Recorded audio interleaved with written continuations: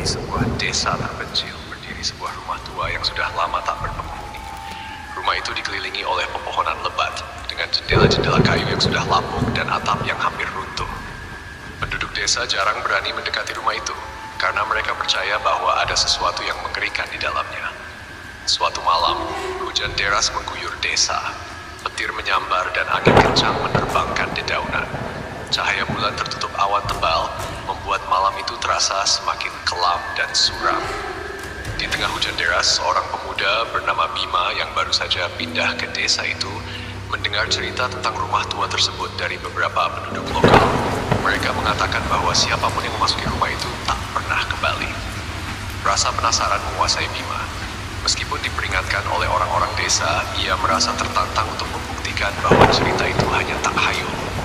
Dengan jaket tebal dan senter di tangan, ia nekat menuju rumah tua tersebut saat hujan masih mengguyur deras.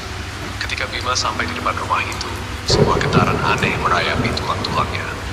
Jendela-jendela bergoyang ditiup angin, dan suara pintu tua berderit terdengar dari dalam, seolah memanggilnya untuk masuk. Meskipun perasaan takut mulai merayap di benaknya, Bima tetap melangkah masuk. Begitu pintu tua itu terbuka, hawa dingin yang menusuk tulang langsung menyambutnya. Suara air menetes dari atap yang bocor mengisi keheningan, dan di sekelilingnya hanya ada kegelapan pekat. Bima menyalakan senter, menyusuri ruangan demi ruangan. Dindingnya dipenuhi jamur, dan perabotan lama yang tertutup debu tampak seolah ditinggalkan dalam sekejap oleh pemiliknya bertahun-tahun yang lalu. Saat ia melangkah lebih dalam ke rumah, tiba-tiba terdengar suara langkah kaki di atas.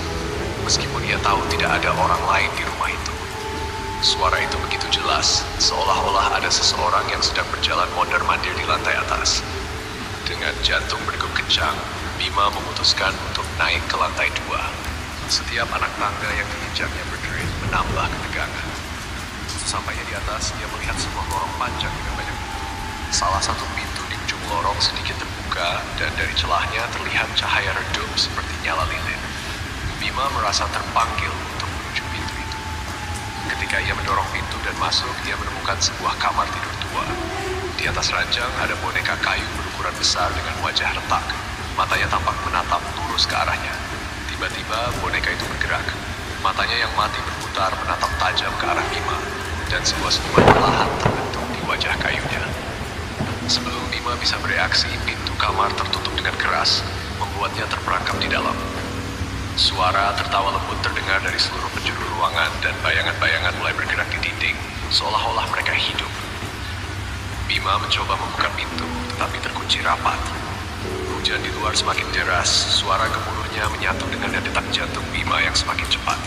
Suara langkah kaki yang tadi dengarnya kembali terdengar, tetapi kali ini lebih dekat, semakin mendekat ke pintu kamar. Dalam kegelapan, Bima melihat sesuatu muncul dari sudut ruangan. Sosok bayangan tinggi dengan mata merah menyala. Makhluk itu mendekat, napasnya terdengar berat dan kasar.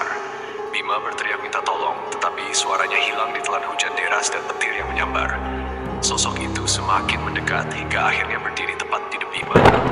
Dengan tangan dingin yang panjang dan kurus, makhluk itu meraih bahu Bima, mencengkeramnya dengan kuat. Di luar hujan terus mengguyur dan petir menyambar. Tapi di dalam rumah tua itu, tak ada yang mendengar cerita terakhir Bima. Sejak malam itu tak ada yang melihat Bima lagi. Rumah tua tersebut tetap berdiri, sunyi, dengan satu tambahan penghuni baru.